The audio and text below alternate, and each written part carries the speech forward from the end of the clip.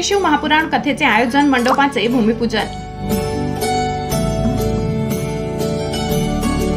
शहादा येथील मोहिता शिवारात आयोजित श्री शिव महापुराण कथेच्या कथा मंडपाचे भूमिपूजन तसेच मैदान सपाटीकरणाचा शुभारंभ भारतीय जनता पक्षाचे जिल्हा उपाध्यक्ष मकरंद पाटील यांच्या हस्ते भक्तिमय वातावरणात करण्यात आला।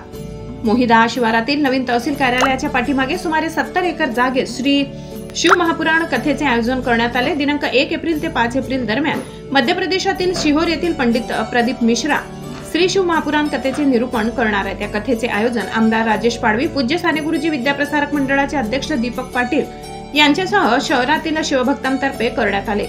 रविवारी सकाळी श्री शिव महापुराण कथा मंडपाचे भूमिपूजन शास्त्रोक्त पद्धतीने मंत्रघोषात मकरंद पाटील यांच्या हस्ते करण्यात आले।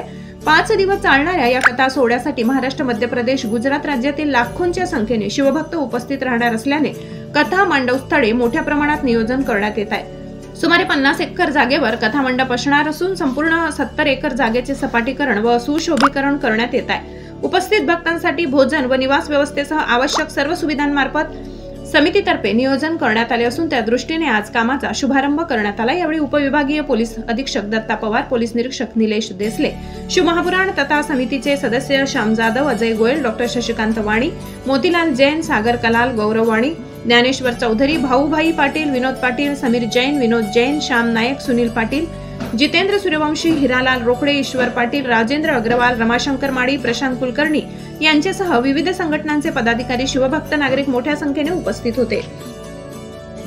पुरुषोत्तम हिरराव, नजरबाज न्यूज।